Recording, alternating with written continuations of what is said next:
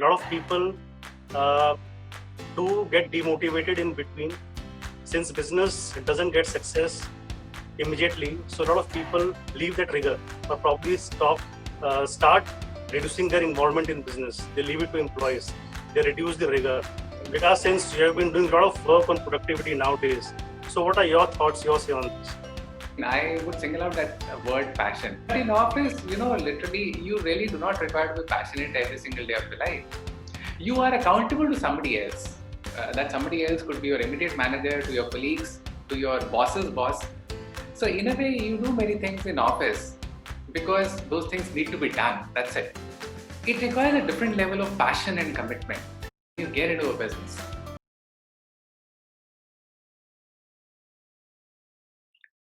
Hello, friends. Welcome to this show. I am with a very dear friend, Ankush Jain. Hello, Ankush. Hi, Vikas. How are you? Wonderful. So, Ankush and me have worked together a couple of years. Ankush happens to be an engineering graduate and then did his MBA, worked close to 16 years in some of the top notch companies, including Wipro and the Tatas. And started off with his food business, first food venture, which was in 2014, something which he calls as QSRs, a quick service restaurant. And today he owns multiple franchises. What made you to venture into this food business? Yeah, so as food industry, as all know that it's a recession-free industry. So even if the economic conditions goes bad across India or across the world, food industry is the industry which I think has never degrown. So it's recession-proof and it's evergreen. So very, very limited risk as per me. That was one. And secondly, food industry is an industry where the cash flows in business is always positive. It's not very difficult to manage the cash flows. For example, when I purchase from vendors, I have to give them, let's say, money after 15 days. I get a credit from vendors. But when I sell it to customers, I sell it in cash. So cash is always positive. It's a plus point with food industry. So these 2 points always were on my mind, and hence food industry was lucrative to me, and I thought of entering into it. And because what made you enter into training industry? Yeah, so Ankush, even I have had a very similar background to what you've had. And I was an employee for a slightly longer duration than what you were. But yes, so I always enjoyed speaking in front of the audiences, and I believed I had so much more to offer to the world. And as an employee, both of us were sent across to many training programs. But I really found many of those trainers not lacking in skill, but lacking in passion towards this industry. I found many of those people who had come in to impart us trainings were there only to make money. They were not really enjoying the process. Okay. So I felt that there were people who were required in this industry who were really passionate about this work and they want to make an impact. So this is how it all started. And I was also the secretary of my college. I used to love organizing all these events. So I Great. always had an inclination since the last about 20 odd years that as and when I get away from a corporate job, this is the place to be in. And that's what I chose once I decided to be in this. So that's how it all started. Okay. Ankush, something again which comes to my mind. Now, you've been an engineer and an MBA. Obviously, you've had no grooming in running this industry per se, running True, any true. restaurant per se. Right. So, do you really feel as an entrepreneur you require a prior experience of that particular industry to be successful in that venture? See, to some extent, it does help because it shortens your learning curve. Okay. You are bound to make some mistakes when you start a business. So probably having a prior experience helps, in reducing those kind of mistakes. But definitely, it is not necessary. In fact, as you mentioned, that I never had an experience in food industry. I was always worked in telecom or in FMCG. So I never was my experience, my forte of retail or of food industry. And I did also not had an experience in education industry. So just for your knowledge, I have also started off a school. Think that we need to keep in mind is the principles of business, fundamentals of business remain same. So whatever business you do, be it retail business, be it education business, be into telecom, be it FMCG, the fundamentals are the same.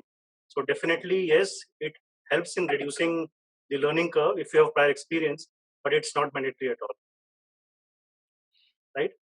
And because my similar question to you as well, you never had an experience in training industry, you never had experience of professional speaking, but you since entered into this industry of training. So, what are your thoughts about it? So I again kind of believe what you said. Any prior experience definitely shortens the learning curve. But again, I believe in that principle of Ikigai. That's one principle now all of us have heard, that famous book in which, that Japanese principle of Ikigai, in which you talk about, do you really have that talent? And do you really love what you're doing? So I realized that yes, I could speak in front of people. I enjoyed speaking in front of people. So I had the talent, I had the passion towards this work. And then that concept talks about whether the world needs your talent or passion, and whether they're willing to pay you for it.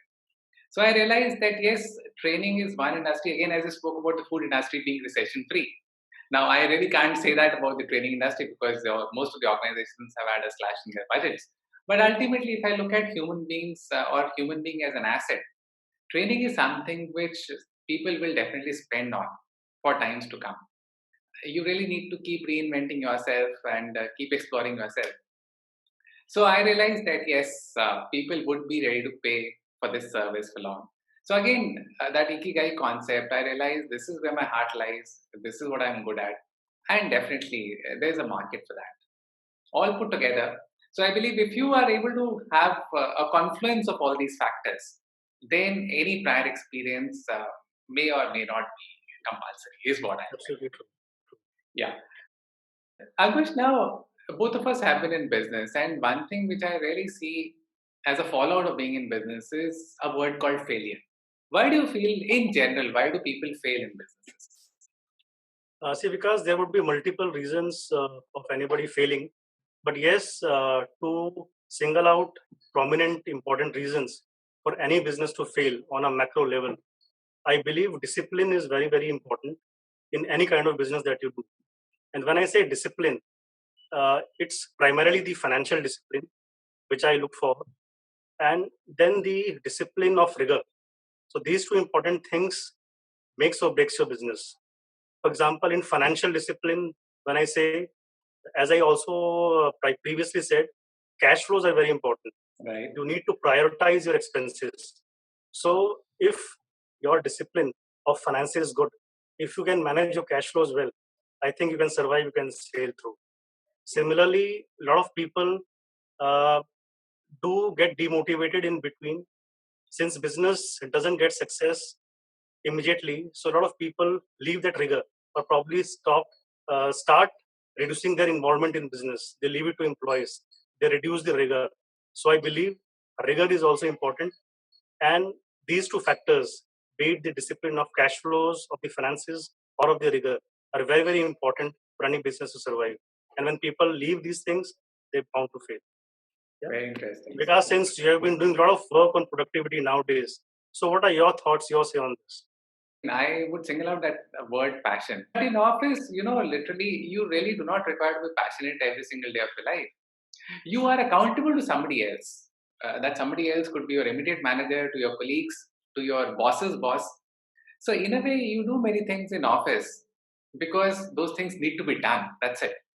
But when it comes to running a business, so let's say now you're running a food business, you really need to be passionate about that industry. Need to be passionate about that food business. I mean, and yours is a what? I wouldn't say 24 by 7, but at least let's say 16 by 7 kind of a business. You run 16 hours a day for 7 days a week. My retail outlets run 24 by 7. 24 by 7. So, I mean, that's a different mindset. You can't be running that business with a corporate 8 hours a day kind of a mindset. It requires a different level of passion and commitment. So, when you get into a business, which people are not ready to put in after having come from that so called corporate background, in terms of discipline, in terms of rigor, or possibly they lack that commitment and passion. That's the only thing which is missing, and that's the reason I see many people fail in certain niches. Brilliant, Ankush. We've had a very interesting conversation. One last thing.